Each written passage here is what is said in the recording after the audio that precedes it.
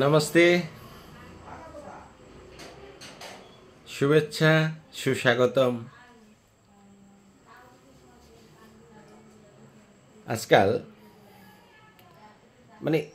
আমি যদি প্রত্যেকটা মুহূর্তে একটা করে এপিসোড তৈরি করি, তা আমার এই বয়সটা যা হয়ে গেছে, আমি জানি না সামনে আর কদিন আছি বা ঈশ্বর আমাকে রাখবেন। আপনাদের আশীর্বাদ কতটা আমার আছে, আপনারা কতটা আমাকে আশীর্বাদ করেন দীর্ঘজীবী হওয়ার, আমার জানা নেই।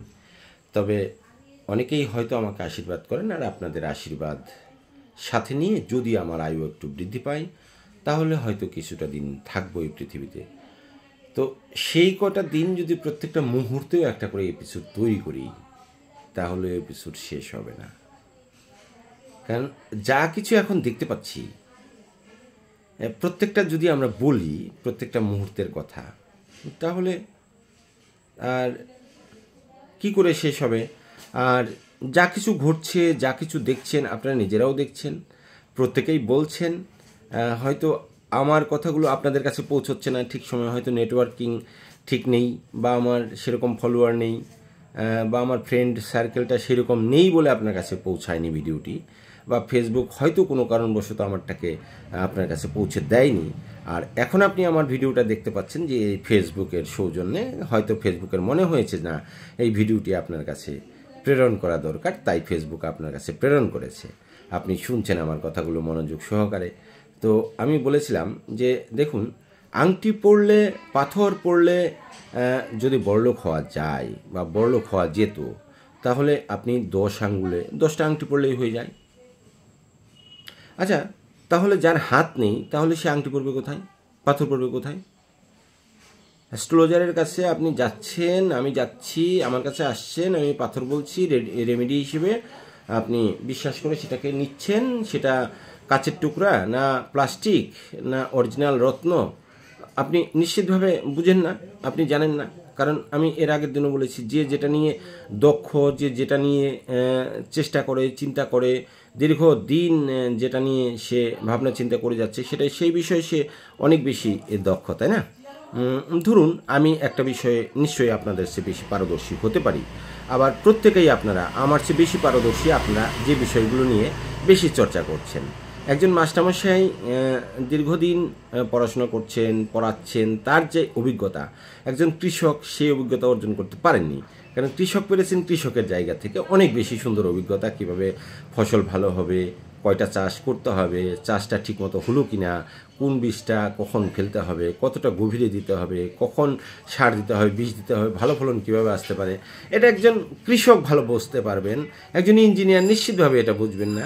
আবার ইঞ্জিনিয়ারের যে কাজটা, সেই কাজটা ডাক্তারবাবু নিশ্চিত বুঝবেন না। ডাক্তারবাবুর যে কাজটা, সেটা মেডিসিন লেখা, সেটা কি আমার মতো সাধারণ মানুষ বুঝবে? কোন ওষুধের কী কাজ করে, একটা ওষুধ কি একটাই কাজ করে? নিশ্চিত না। একটা ওষুধ অনেক কাজ করে, কিন্তু আমরা জানি যে এই ওষুধটা এই কাজের জন্যই, এই ওষুধটা এই কাজের জন্যই। আমি সাধারণ একটা এক্সাম্পল দিই, দাঁতে ব্যথা হলে অনেকেই মেট্রোজিল দেয়, আবার আমরা জানি মেট্রোজিল খেলে আমাশা কমে, তাই না? তো একটা ওষুধ কি একটা কাজ করলো? একটা প্যারাসিটামল একটা কাজ করে? হ্যাঁ, আরও হাজার হাজার লক্ষ লক্ষ ওষুধ আছে, যা এই আধুনিক চিকিৎসা বিজ্ঞান, অনেক উন্নত বিজ্ঞান, হ্যাঁ, অনেক ঔষধ এই মানুষের বেঁচে থাকবার জন্য, মানুষকে সুস্থ করবার জন্য তৈরি করে রেখেছেন। সেই সব বিষয়ে কি আমার মাথা ঘামানো ঠিক? কারণ আমি ওইসব বিষয়ে পারদর্শী নই। সেরকম অ্যাস্ট্রোলজি নিয়ে আমি কিছুটা জানি, আমি যতটা জানি ততটা পারদর্শী। আমার চেয়েও যারা বেশি জানেন তারা বেশি পারদর্শী। আবার যারা এগুলো সম্পর্কে কিছুই জানেন না, শুধু শুনে শুনে এর কাছে ওর কাছে শুনে, হ্যাঁ, পঞ্জিকা দেখে, পঞ্জিকা পড়ে, হ্যাঁ, ব্যাস কিছু জেনে গেছেন, বুঝে গেছেন, তারাও প্রেসক্রিপশন করে, বলে এই তোর শনি দুর্বল, নীল পাথর পড়িস, নীলা পড়িস, নীলম পড়িস, নীলি পড়িস, তাই না? বলে না, অপরাজিতার মূল করবি, শনিবারে এই করবি, ওই করবি, হ্যান করবি, ত্যান করবি, বলে তো। আর কিছু কিছু মানুষ সেগুলো বিশ্বাসও করে।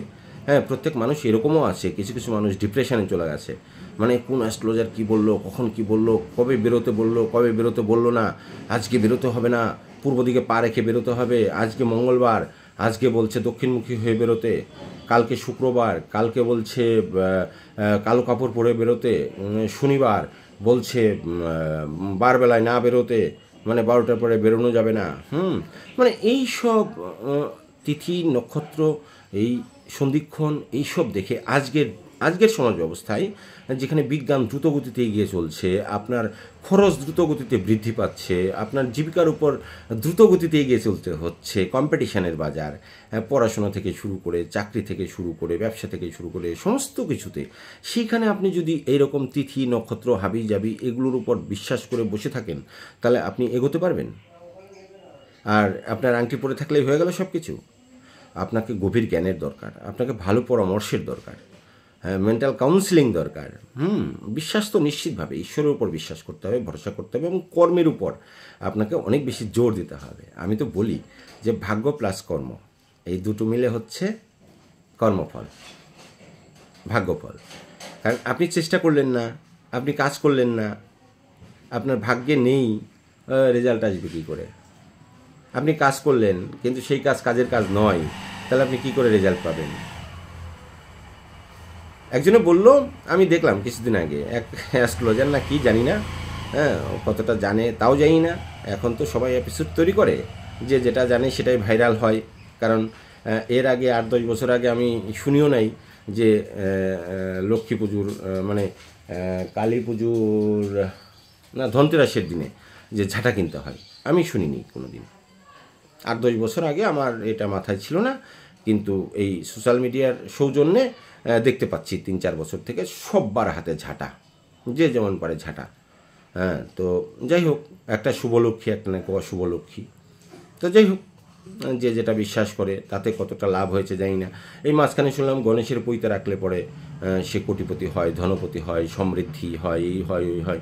আচ্ছা বলুন তো, যারা সবচেয়ে বড় জায়গায় আছে, আমি কারোর নাম বলছি না, এই ধরুন যে সমস্ত গাড়ি ঘোড়ার মালিক যারা তৈরি করছেন, হ্যাঁ, গাড়ি প্রোডাকশান করছেন, বিভিন্ন প্রোডাক্ট প্রোডাকশান করছেন, তারা কোন গণেশের পৈতা নিয়ে তারা হচ্ছে বাড়িতে রাখছেন?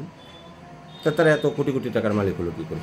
বা এই সম্প্রদায় বাদ দিয়ে অন্য কোনো সম্প্রদায় যদি মানে সম্প্রদায় ভিত্তিকই মনে করেন, তাহলে তারা তো গণেশকে বিশ্বাস নাও করতে পারে। তাহলে তারা গণেশের পৈতে পাবে কোথা থেকে? তাহলে তাদের 4-5টা গাড়ি হলো কী করে? তাদের এত 5তলা 20তলা 50তলা 100তলা বাড়ি হলো কী করে? আমেরিকায় এত বড় বড় বাড়ি হলো কী করে? আমেরিকায় কোন গণেশ আছে? কোন গণেশের পূজা হয়? কোন গণেশের পৈতে হয়? তাই না? বাংলাদেশেও তো আছে, অনেক বড় বড় প্রাসাদ আছে, অট্টালিকা আছে, বিল্ডিং আছে, আমেরিকায় আছে, জাপানে আছে, চীনে আছে, থাইল্যান্ডে আছে না? হ্যাঁ, রাশিয়ায় আছে, বড় বড় কান্ট্রিতে। আরবে কোথায় গণেশ আছে বাবা? গাঙ্গনকতায় নেমে আমি গণেশ দেবকে প্রণাম করি, কারণ আমরা শ্রদ্ধা জানাই, আমরা সনাতনী সংস্কৃতিতে বিশ্বাস করি, আমরা দেবতাদের বিশ্বাস করি, শ্রদ্ধা করি। কিন্তু এই সাথে এই যে কুসংস্কারগুলো, এটা নিয়ে এই ঝগড়াঝাটি শুনি। অমুকে পূজার পৈতাটা চুরি করে নিয়ে চলে গেছে, অমুকে এইটা নিয়ে চলে গেছে, অমুকে ওইটা নিয়ে চলে গেছে। এইবার শুনলাম এক পুরোহিত বলছে, গণেশের পৈতা যদি নিতে চাও ভাই 5,000 টাকা লাগবে। বাপরে, গণেশের পৈতে 5,000 টাকা দিয়ে কিনতে হবে, আর কিনলে পরে নাকি ধনসম্পদ বৃদ্ধি পাবে।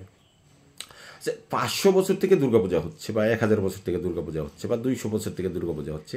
তো এত বছরে যতগুলো পুজো হয়েছে, তাহলে ততগুলো গণেশের পৈতে হয়েছে।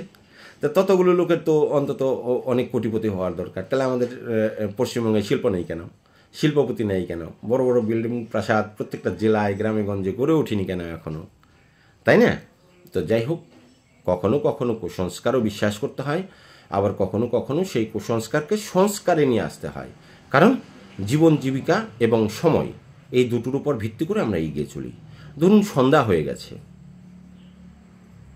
তাহলে আপনি কি করবেন? সকালের মতো চিন্তা ভাবনা করলে হবে?